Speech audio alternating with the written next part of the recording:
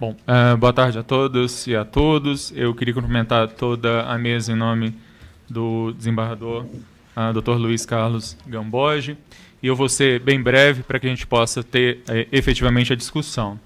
A questão da discussão sobre as normas fundamentais do novo Código de Processo Civil diz respeito, basicamente, aos fundamentos. Esse código, diferente de todas as nossas outras legislações processuais, ele é a primeira legislação que nós fazemos dentro de um ambiente democrático, constitucional, e esse código ele reflete essa realidade, né?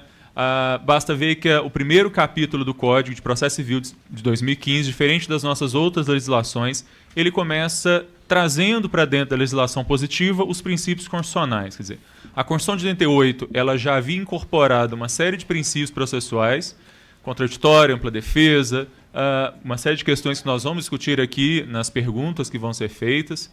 E aí o Código, então, traz isso para dentro da legislação e essas normas fundamentais elas servem como um guia de leitura para todo o Código. Quer dizer, não dá para você aplicar nenhuma outra parte do novo Código de Processo Civil sem levar em consideração a solução integral da lide, sem levar em consideração o contraditório substancial, sem levar em consideração a ampla defesa, o princípio da cooperação. E mesmo fora desses primeiros 12 artigos do Código, o artigo referente à fundamentação das decisões judiciais, que vai estar bem mais à frente, é fundamental também para a gente poder compreender todo o Código. É dizer, não dá para nós trabalharmos, seja qual instituto for, seja o processo estrutural, que o professor Lucon estava falando agora há pouco, seja os processos repetitivos, seja a grande ênfase que o Código dá nos precedentes, na resolução coletiva e formação de entendimentos dos artigos 926, 927, 1035, 1036 e seguintes, enfim, qualquer que seja a disposição com a qual nós estivermos trabalhando, essas normas fundamentais elas têm que guiar aí a nossa leitura. É muito em torno disso que nós vamos debater aqui. Nós vamos tentar, eu não vou me alongar no tempo, a gente já está com um tempo um pouquinho esgotado. Eu só queria chamar a atenção para o fato de que não se trata simplesmente de normas de boa intenção, não se trata simplesmente de um preâmbulo, se trata de norma e, portanto, de observância obrigatória, de leitura obrigatória, de uma filtragem a partir da qual todos os demais artigos do Código de Processo Civil têm que ser lidos. É essa a ideia do que nós estamos querendo chamar a atenção aqui nessa mesa. Então, obrigado. Acho que a Mayara já falou as principais questões, eu vou só reforçar algumas questões que eu acho que são importantes. Durante muito tempo a gente estudou contraditório e ampla defesa como se isso fosse apenas bilateralidade de audiência, dizer e contradizer. E, efetivamente, o contraditório ele significava para a gente, né, para a advocacia, ficar juntando papel no processo. Quer dizer, você juntava uma petição e o outro juntava uma petição e resposta. Você juntava uma prova, o outro juntava uma contestação àquela prova ou uma contraprova. E, na verdade, nós nos satisfazíamos com essa ideia de que é garantido o contraditório se você tem uma oportunidade a cada fala de uma parte, a outra parte ter igual oportunidade de fala. Ou a cada vez que é ajuntada de uma perícia, à vista de alguma decisão dada pelo magistrado, é dada igual oportunidade para que ambas as partes falem nesse processo. O que o novo Código de Processo Civil traz de novidade nesse sentido é que, se isso é importante, isso continua sendo importante, a garantia de validade do processo, que, por exemplo, todas as vezes que seja juntada uma prova nos autos, necessariamente a outra parte tem que ter a oportunidade de se manifestar sobre aquela prova, não importa quão técnica seja aquela prova, não importa que seja um exame de DNA, que seja, eu tenho que ter a oportunidade de me contrapor aquilo ali. É claro que isso continua valendo, mas, por outro lado, o que o Código vai chamar a atenção é de que contraditório e ampla defesa não é ficar juntando papel no processo. Ainda mais porque o processo agora vai ser, uma boa parte dele vai ser eletrônico, você nem tem como ficar junto. Quer dizer, também não é ficar juntando gigabytes né, para substituir aí a ideia de papel. O que o contraditório ele deve significar, no entanto, é que efetivamente aquilo que eu produzi no processo deve se refletir na decisão.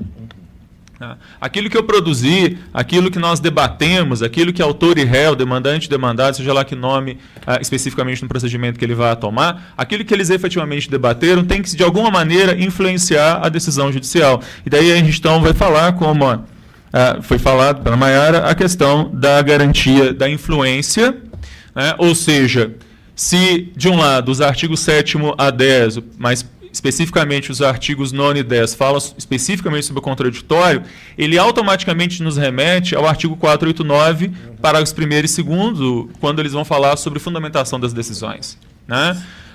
A fundamentação da decisão, a decisão só está realmente fundamentada se eu puder visualizar ali que, efetivamente, os argumentos que nós debatemos durante o processo, eles se refletem como uma relação de causa e consequência. Ou seja, que tudo aquilo que nós debatemos no processo não serviu simplesmente para juntar papel, não serviu simplesmente para juntar gigabytes no sistema do PJE, mas que efetivamente, de alguma maneira, que lá se reflete na sentença.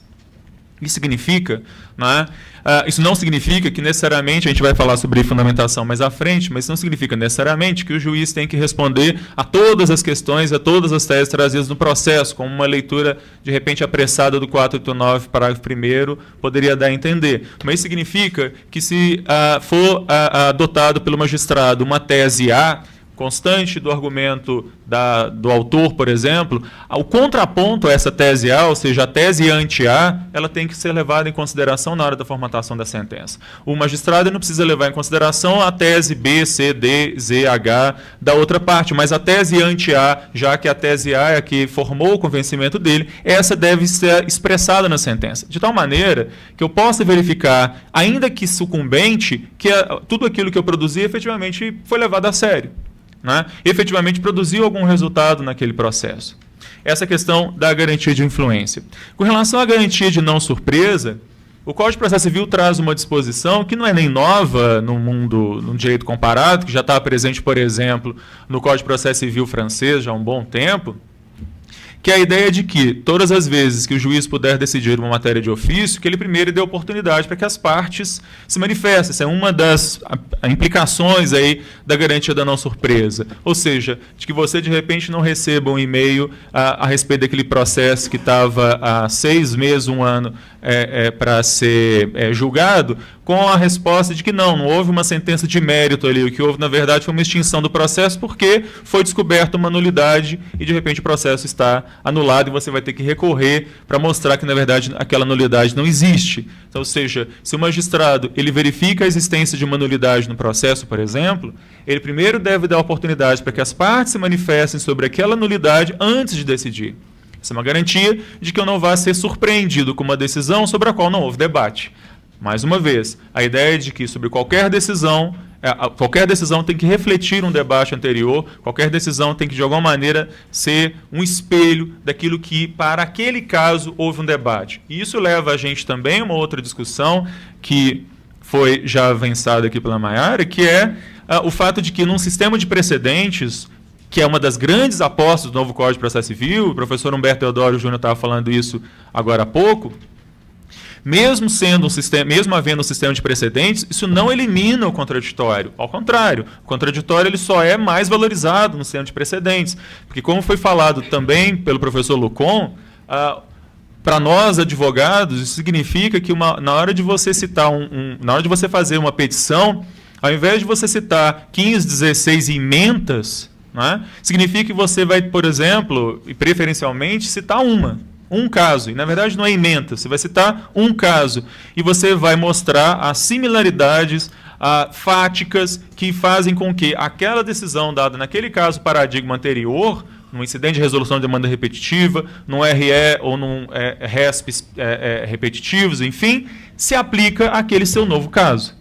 Isso não é copiar e colar ementa, né? Porque na hora em que a outra parte for se contrapor em contraditório ao precedente que você trouxe, ela vai mostrar, por exemplo, que aquele caso, apesar de similar, e se você olhar só a ementa, parece mesmo que os dois casos são iguais, na hora em que você faz uma análise profunda sobre os casos, aqueles casos são diferentes.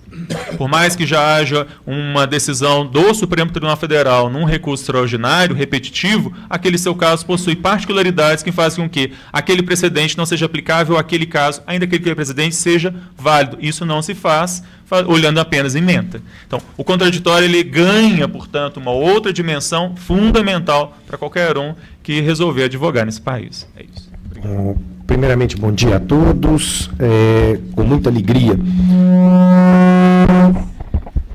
Bom, com muita alegria que compareço, né, a essa manhã para conversar com os senhores acerca do tema das normas fundamentais e perante uma mesa tão ilustre de grandes amigos, né, que eu gostaria muito de saudar um a um, mas faço na pessoa do presidente da mesa, o desembargador Gamboge. A minha intervenção, na realidade, aqui, nesse primeiro momento, ela vai ser breve. Eu só gostaria de complementar tanto a fala da professora Maiara quanto a fala do professor Alexandre, no seguinte sentido, né, no momento em que o Código ele insere um capítulo de normas fundamentais que reproduzem, consequentemente, aquilo que já se encontrava na Constituição de 88, mas como muito bem diz a professora Maiara, há uma espécie, talvez na nossa cultura jurídica, de fetichismo com a lei, né, talvez até oriundo de uma degradação da força normativa da nossa própria Constituição, ou seja, a gente só acredita que aquilo vale, que aquilo é norma, se encontra dentro da legislação infraconstitucional, infelizmente, né, acaba sendo, então, um pleonasmo necessário. Ou seja, o capítulo de normas fundamentais e, principalmente, o tratamento dado pelo Código ao princípio do contraditório é de extrema importância que sejamos capazes de perceber que não é apenas nesse capítulo inicial. Ou seja, não são os 15 primeiros artigos sob o título de normas fundamentais, mas que, acima de tudo, a mudança no sentido e na compreensão do princípio do contraditório irradia todo um eixo hermenêutico interpretativo para todas as outras normas do Código.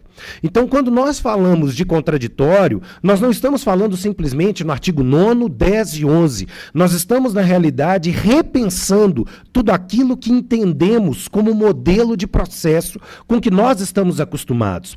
A professora Maiara falou muito bem, o contraditório perde a noção de bilateralidade, ele perde a noção formal para ganhar uma feição muito mais substancial e muito mais comparticipativa. É extremamente importante que a gente pense que quando se muda esse conceito de contraditório, através de uma ruptura paradigmática já apresentada pela Constituição de 88, nós estamos mudando também o conceito de processo. Nós estamos abandonando teorias tradicionais acerca do conceito de processo para abraçar agora teorias verdadeiramente democráticas sobre o processo.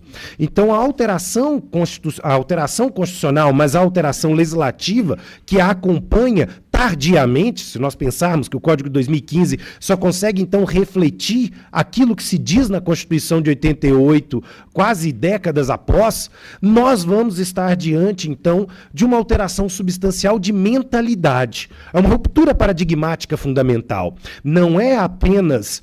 vamos dizer o que eu costumo dizer, que se trata de uma mudança de rótulos ou um reposicionamento de artigos. No momento em que nós alteramos o conceito base do contraditório, nós alteramos tudo aquilo que sabíamos sobre o processo. Nós reiniciamos um estudo sobre o processo verdadeiramente democrático, pois, como enfatiza a professora Maiara, nós estamos diante da primeira vez de uma legislação processual, não apenas civil, processual, produzida dentro de um paradigma democrático.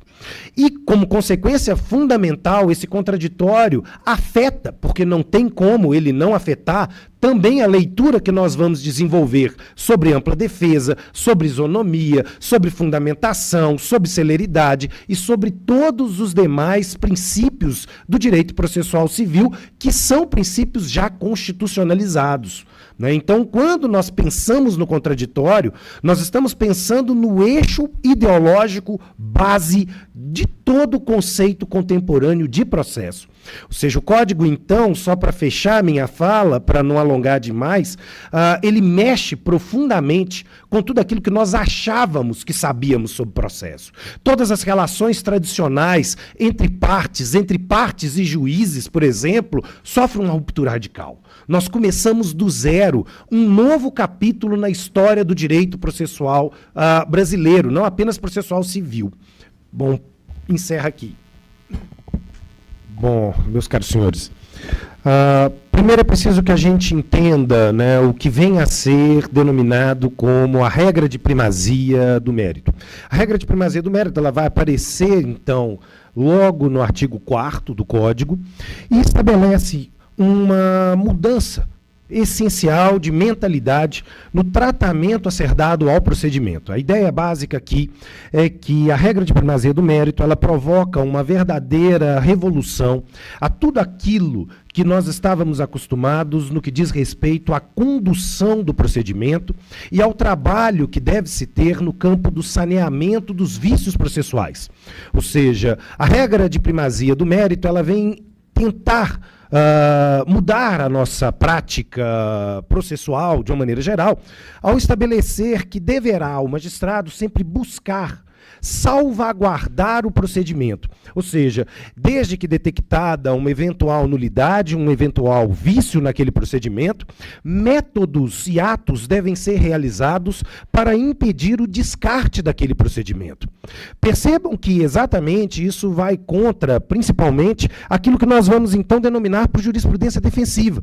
A jurisprudência defensiva é uma postura negativa, é uma postura, vamos dizer, até viciada por parte dos tribunais brasileiros em rejeitar, através do encurtamento do processamento das causas, através de mecanismos que possam possibilitar a resolução daquele, a extinção daquele procedimento sem a devida resolução do mérito, sem o devido enfrentamento do mérito. A ideia aqui é a extinção sem resolução do mérito, ela deve ser a exceção. Ela deve aparecer única e exclusivamente quando nós estamos diante de uma estrutura procedimental tal que não comporta uma sanabilidade adequada. E isso não apresenta-se única e exclusivamente, nós vamos verificar no artigo 4º, mas como eu disse, as normas fundamentais se irradiam para o resto do Código, por exemplo, no artigo 321, por exemplo, no campo recursal, nos artigos 932, por exemplo. Porque o que a gente vai observar na prática? Dado, é óbvio, não dá para a gente ser inocente ou tentar ignorar o fato do acúmulo de demandas que é levado ao Poder Judiciário e, consequentemente, todos os desafios que o Poder Judiciário se encontra para lidar com esses números. O curioso, percebam, esse é um dado que vocês encontram no banco de dados do Poder Judiciário, gerenciado pelo Conselho Nacional de Justiça, que nós temos uma média de quase 70% de procedimentos extintos sem resolução do mérito, ou seja, quase 70% dos processos em curso, na grande maioria das vezes, eles encontram o descarte, e curiosamente o descarte ao final da fase probatória. Ou seja, o magistrado única e exclusivamente se debruça sobre o procedimento, sobre os autos, verificando ali todos os elementos necessários, desde a formação da petição inicial, a legitimidade das partes, a eventual ocorrência de prescrição e decadência, por exemplo, no momento de dar a sentença. O procedimento, ao invés dele ter um controle jurisdicional no momento em que a petição inicial é apresentada para esse magistrado pela primeira vez, ele simplesmente profere um despacho padrão dizendo cita-se o réu. E deixa-se que o réu argua em preliminar questões técnicas que poderiam suscitar, então, a extinção do processo. Entretanto, o saneamento do processo, na muita das maioria das vezes, ele não é feito. Ou seja, ele é feito pro forme e, consequentemente, essas questões preliminares arguídas pelo réu passam batido novamente pelo magistrado. E ele só deixa para enfrentá-la no momento de produção da sentença. Aí é que ele se depara, que ele percebe, opa, peraí, realmente a petição é inepta. Opa, peraí, realmente eu tenho um problema de legitimidade de parte, eu tenho um problema de procedimento incompatível e tantos outros que nós vamos encontrar, por exemplo, no artigo 330 e sequência. Da mesma forma, isso vai estar acontecendo no campo recursal. O artigo 932, então, ele nos coloca um desafio, porque para se armar contra o acúmulo de processos, o judiciário brasileiro, principalmente os tribunais de segundo e terceiro grau, fazem o quê? Tentam, através da estruturação técnica, ceifar das partes o acesso ao recurso. né? E ao fazer isso, é óbvio, nós estamos mitigando também o próprio acesso à jurisdição como um direito constitucionalizado. Então, questões formais, muitas vezes, como o não preenchimento correto de uma guia recursal, questões formais como a ausência de procuração ou subestabelecimento daquele advogado que assina o recurso, tornam-se empecilhos para o conhecimento daquele recurso e, consequentemente, para o provimento do recurso. Diante dessa situação, a jurisprudência defensiva se armou. E o Código, de certa maneira, ele é contrafactual, ou seja, ele quer ir contra essa prática, porque entende que essa prática é uma prática problemática, é uma prática viciosa, é uma prática que mitiga, ou às vezes até mesmo nega direitos fundamentais das partes. E, como consequência, então, exige do magistrado uma postura diferente. Então, caberá ao magistrado, primeiro, um controle e um saneamento permanente do processo, identificando em cada um desses momentos a ocorrência dessas vicissitudes, para que seja dado às partes a oportunidade, também em contraditório, de sanabilidade desses vícios, para que nós não estejamos diante de uma situação kafkaniana, em que a única solução, já que nós estamos ao final do processo, seja o descarte daquele procedimento, seja o descarte daquele recurso. Então, acho que a primeira coisa é dizer que o Código aposta, sim, então, no sistema de precedentes, né? Essa é uma questão que já vinha sendo colocada desde os anos 90. O processo civil brasileiro ele vem passando por reformas profundas desde os anos 90, e aos poucos a gente veio incorporando aí súmulas como obstativas de recurso, e depois criamos súmulas vinculantes, e depois os artigos 543A, 543B, 543C do CPC de 73, com os recursos repetitivos, com a repercussão geral, enfim. E o novo Código de Processo Civil reúne tudo isso num microsistema de precedentes que vai contemplar a repercussão geral das questões constitucionais, que vai ampliar os recursos especiais e extraordinários repetitivos em várias disposições, que vai falar dos incidentes de assunção de competência, incidentes de resolução de demandas repetitivas.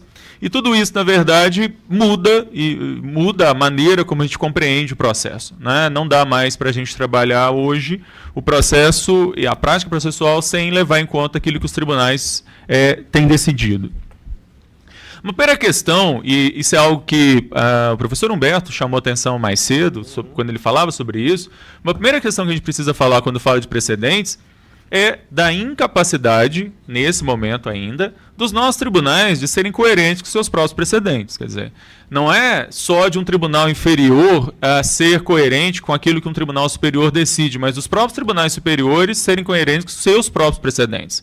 Não é incomum, e nós podemos começar a enumerar aqui vários casos, em que, por exemplo, já há uma súmula num tribunal, essa súmula às vezes já é até uma súmula vinculante, e, no entanto, membros daquele tribunal decidem de forma diferente, né? Não é incomum que uma sessão do STJ civil, por exemplo, já tenha resolvido determinada controvérsia, fixado o entendimento que a sessão entende correta, e uma turma do STJ continue decidindo de forma diferente. Isso para não dizer que também não é incomum nós encontrarmos casos em que uma súmula, quando você busca os casos que deram origem àquela súmula, e você descobre que dos 10 casos que deram origem àquela súmula, nomeados pela própria publicação que cria a súmula, daqueles 10 casos, 4, 5 não dizem respeito àquilo, não trazem aquela tese que teoricamente a súmula reflete. Ou, às vezes, trazem uma tese oposta àquela que está esposada na súmula. Isso para não dizer também de alguns casos bastante curiosos, em que, tem um caso bastante curioso sobre isso do STJ, a respeito de questão de direito do consumidor, em que dos 5 votos proferidos ali naquela turma, 2 foram votos vencidos e 3 foram votos vencedores. Dos 3 votos vencedores, 2 adotavam uma tese A e repudiando expressamente uma tese B, e um terceiro ministro adotou justamente a tese B. E, por um sorteio ali, coube a esse ministro da tese B a redação do acórdão. Quando você lê o acórdão, fica parecendo que aquela é a posição majoritária, aquela é a posição daquela Câmara, daquela turma, quando, na verdade, aquela foi a opinião de um dos 3 votos vencedores. Qual é a força de persuasão desse caso? Qual é a força de persuasão de um precedente formado sob essas bases? Percebam que o Código de Processo Civil, ele não adota, como sistemas de common law, a força vinculante dos precedentes pela sua força persuasiva, pela sua qualidade. Ainda bem que não é pela qualidade, porque se fosse pela qualidade, dificilmente a gente teria precedentes que pudessem ser utilizados, não é, no dia a dia dos nossos tribunais. A opção do Código é uma opção mais simples, certamente bem mais fácil de ser aplicada. O artigo 927 estabelece, ele lista quais decisões são vinculantes. O artigo 926, né, ele vai dizer que os tribunais devem manter sua jurisprudência íntegra, estável e coerente. Esse certamente é um dos grandes desafios para nós ao trabalharmos no sistema de precedentes. Ou seja, enquanto nós não tivermos um sistema minimamente coerente em suas próprias decisões, em que o tribunal realmente tenha coerência com suas próprias decisões, dificilmente nós vamos conseguir trabalhar com o sistema de precedentes. E aí, só para finalizar, em que medida o sistema de precedentes pode prejudicar o contraditório?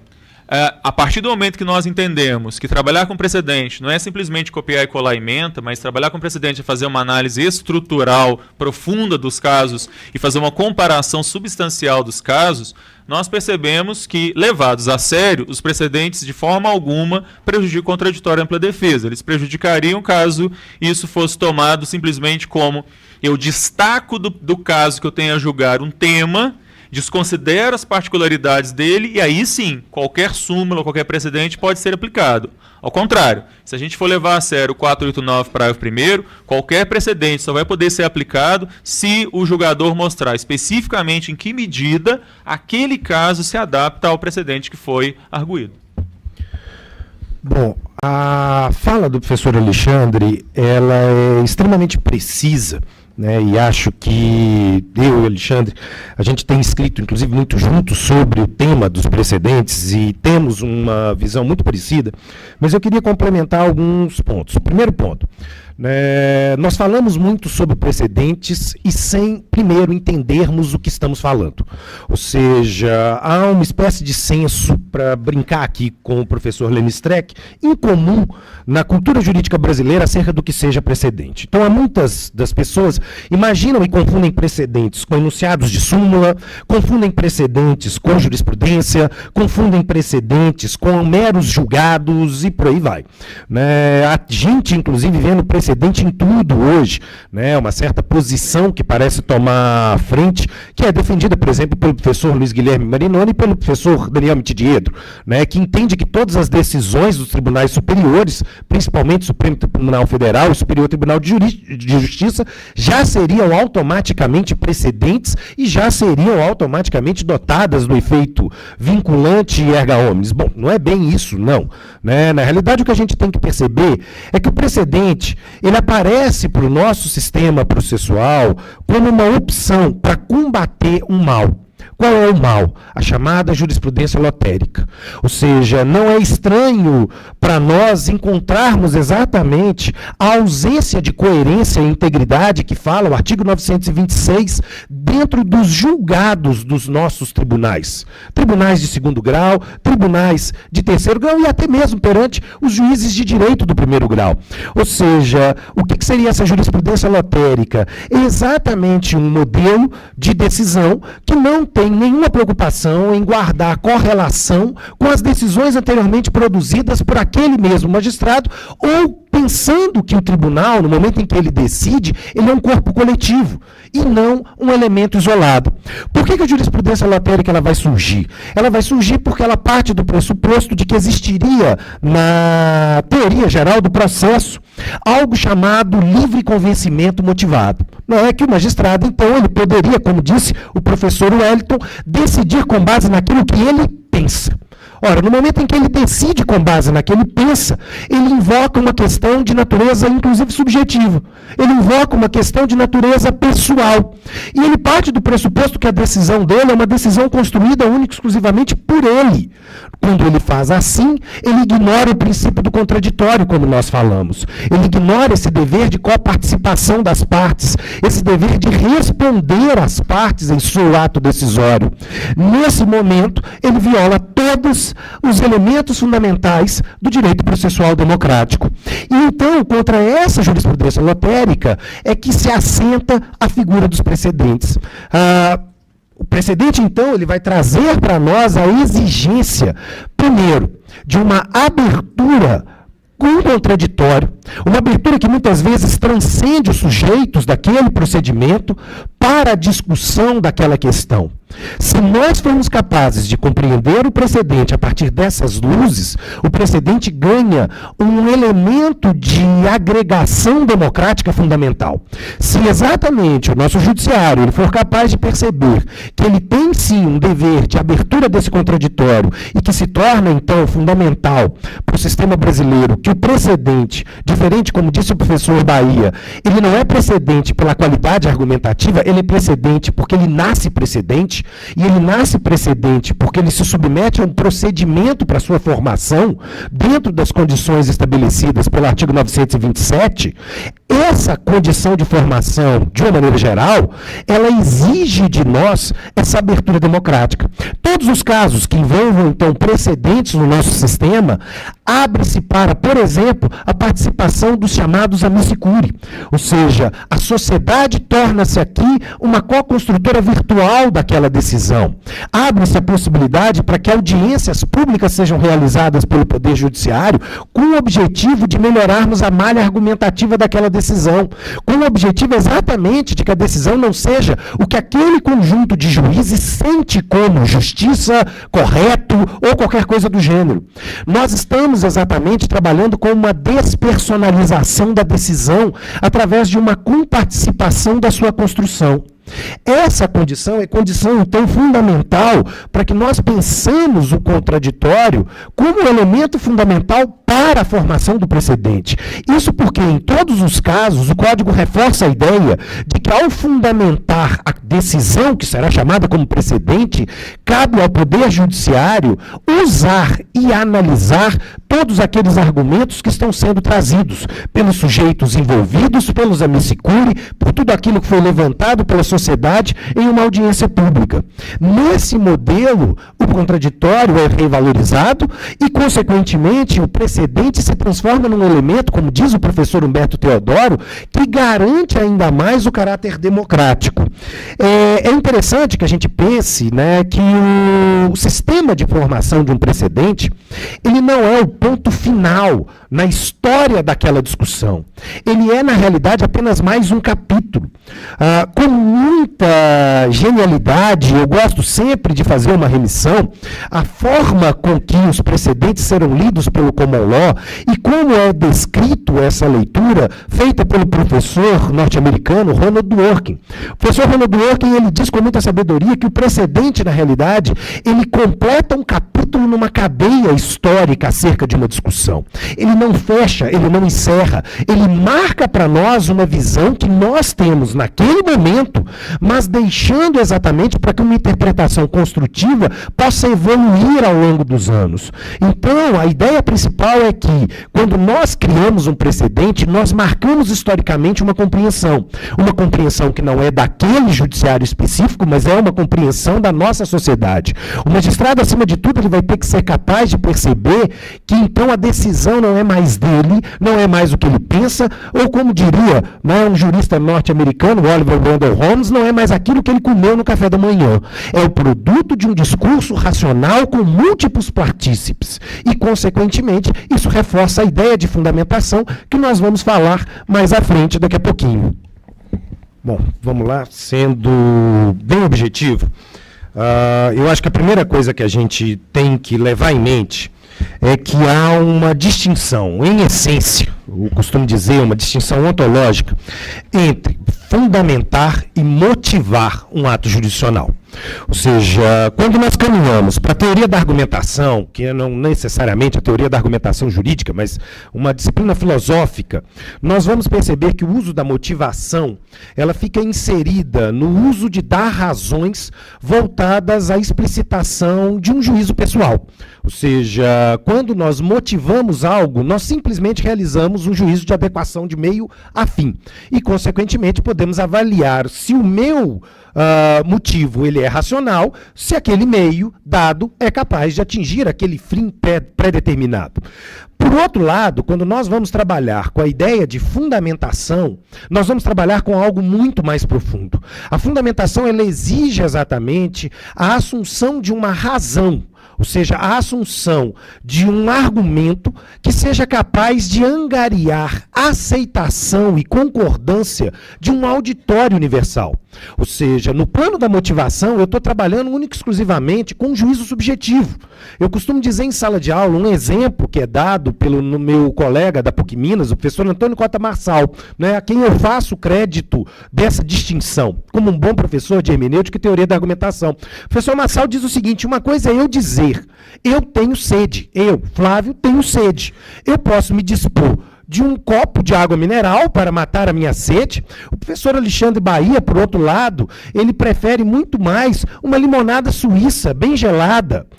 Uma outra pessoa da plateia pode dizer que prefere matar a sua sede com um refrigerante, prefere matar a sua sede com um chopp e por aí vai. Ou prefere matar a sua sede bebendo água de bateria. Bom, perceba, né? Se eu utilizar ácido sulfúrico para matar a minha sede, eu mato a sede e me mato junto.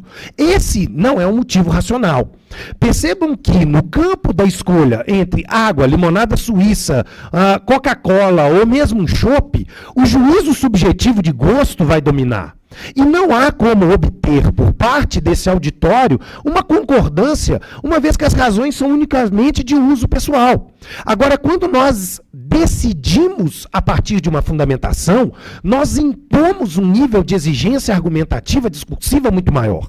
Eu tenho que produzir um argumento cuja parte que cria a objeção não seja capaz de superá-lo. Ou seja, nós estamos trabalhando com a chamada coerção do melhor argumento como um pressuposto discursivo fundamental.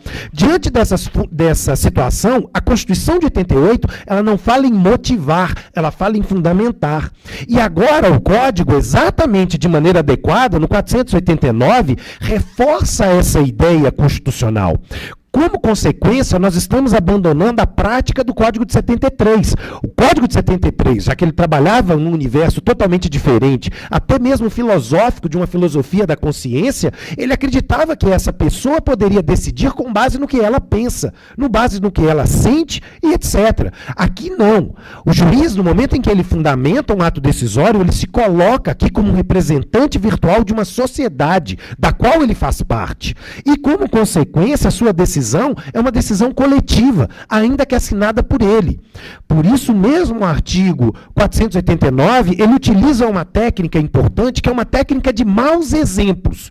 Através de uma perspectiva novamente contrafactual, ele nos diz o que não é o fundamentar, o que não se completa como uma fundamentação adequada. E, como consequência, toda vez que eu estiver diante da ausência da fundamentação, eu tenho por óbvio desrespeito ao princípio do contraditório e, como consequência, também um desrespeito a normas de ordem constitucional, como o próprio artigo 93 da Constituição. Eu vou chamar a atenção para algumas outras questões aí depois da exposição do Flávio. É só pelo seguinte. Eu estava conversando com o professor Cabral antes da gente começar aqui, e ele estava me perguntando o que eu tenho pesquisado atualmente, e o tema, inclusive, da minha participação nesse livro foi justamente sobre fundamentação das decisões. Eu só queria chamar a atenção do seguinte. Por mais que nós trabalhemos com precedentes, não é? Por mais que o Código trabalhe com precedentes, a gente não pode lidar com direito, resolução de casos, como se a resolução dos casos fosse a resolução de teses. Isso é algo que me preocupa profundamente. Se nós esvaziamos a função jurisdicional de dar soluções aos casos, dizendo que, na verdade, o juiz não soluciona um caso, o juiz soluciona uma tese, você esvazia tudo isso que nós falamos durante todo esse tempo aqui.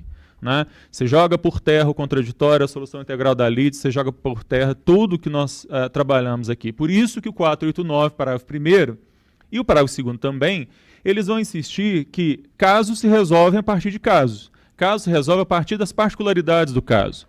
O 489 vai dizer, eu não posso solucionar um caso aplicando uma lei sem dizer em que medida aquela lei se aplica às particularidades do caso. Eu não posso solucionar um caso copiando e colando súmula, copiando e colando qualquer precedente que seja, sem demonstrar que aquele caso, aqueles precedentes se aplicam às particularidades do caso. Talvez este seja um dos grandes desafios para a fundamentação das decisões judiciais, que vai demandar da gente, vai demandar de nós, profissionais do direito, a exigência de que isso seja efetivamente cumprido.